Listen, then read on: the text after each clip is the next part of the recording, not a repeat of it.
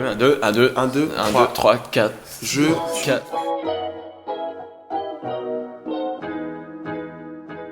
étonnamment bien, parce qu'on a entendu énormément de choses à propos de Paris. C'est un public plus exigeant que les autres qu'on a pu rencontrer en tournée. Mais écoutez, ça s'est très très bien passé, un accueil très chaleureux, dithyrambique, comme on ne l'attendait pas, et ça nous a fait du bien, et ça nous galvanise pour le retour en tout cas.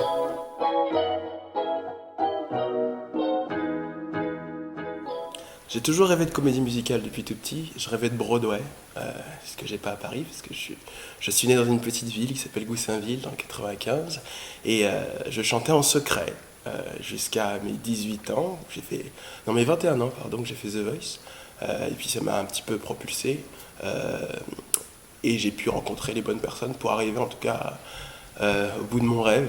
Enfin, au bout, non, je pense que je suis encore au début, mais je rêve de beaucoup de choses, du West End à Londres, du Broadway à New York. Donc voilà, ça a toujours été là pour moi, la comédie musicale.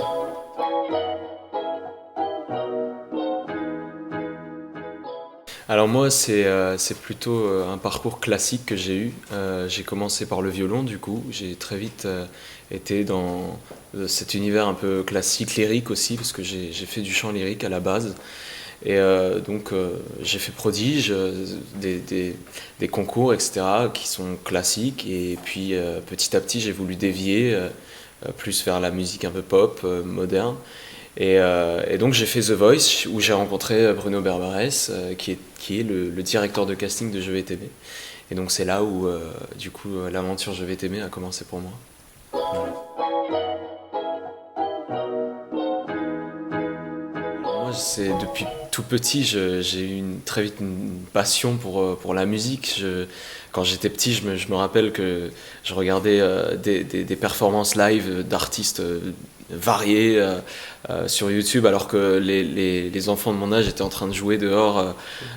Voilà, c'était vraiment différent. J'étais un peu à l'écart, et puis je vivais un peu une autre vie, mais j'étais vraiment passionné, et je crois que depuis tout petit j'ai ça en moi, et justement je crois que c'est tout ce que je veux, quoi, de continuer à faire ce beau métier quand même qu'on fait, et de partager ces beaux moments qu'on vit sur scène.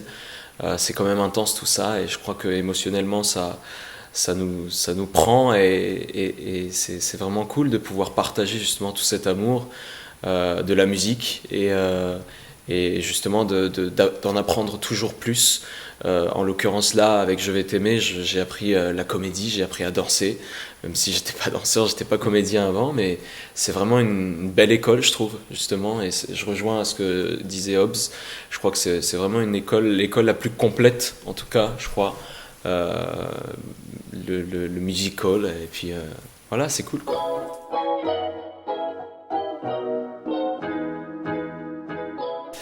Je pense que c'est vraiment une chance. Enfin, je pense que ça peut être vraiment une chance de rencontrer des personnes comme Bruno Berberès, parce que dans mon cas, moi j'ai fait The Voice, j'ai pas gagné, j'ai été jusqu'au KO dans l'équipe d'Obispo. Ça, c'était en 2020. Et puis ensuite, pratiquement plus d'un an, d'une année plus tard, Bruno m'appelle. Et puis je me rappelle, j'étais en train de faire mon footing, j'étais en train de faire un footing, et puis il m'appelle, il me dit, je savais qu'il y avait un casting à Lille de Je vais t'aimer, et puis j'avais vu que ça concernait les 25-35 ans, du coup je me suis pas inscrit, j'ai pas envoyé de mail de candidature, mais il m'a appelé, il m'a dit, viens, chante 2 chansons, prépare un petit texte de comédie, et puis ça va le faire, mais j'étais pas trop partant, je voulais pas le faire. Et puis il m'a convaincu finalement, et puis j'y étais. Et puis j'ai bien fait du coup, parce que ça a porté ses fruits, et maintenant je vis la plus grande aventure de ma vie, je vis les meilleurs moments de ma vie, et des moments comme j'en ai pas vécu avant. Et c'est fort, du coup je remercie la vie, et je remercie la vie justement de m'avoir mis sur le chemin de toutes ces personnes, et d'avoir fait le bon choix finalement.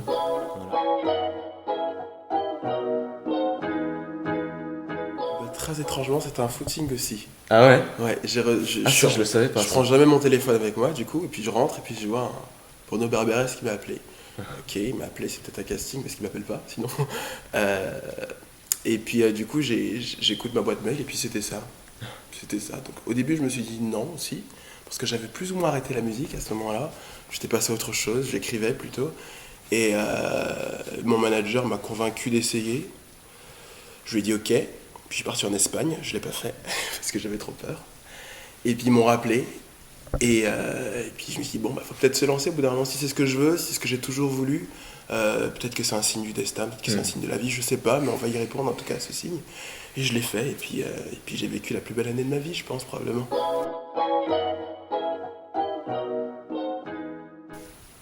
Arc. Parce qu'en fait, on passe vraiment d'un side à un autre. Mais on ne se demanderait pas s'il est bipolaire. En fait, si on avait juste l'histoire, si on prenait peut-être l'histoire au début et qu'on la prenait à la fin, on se dirait, ok, est-ce que c'était la même personne?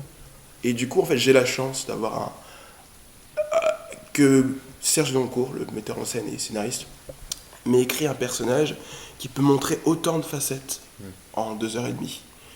Donc je dirais Arc plutôt. Les vieux mariés. J'aurais bien dit ça aussi, tu vois. On a dit ça à ce moment-là. Ouais, on a dit Et ça. ça fait du bien en plus d'arriver, d'avoir cette bouffée de fraîcheur dans l'acte 2. 1, 2, 1, 2, 1, 2, 1, 2, 1, 2, 3, 4. Je 4.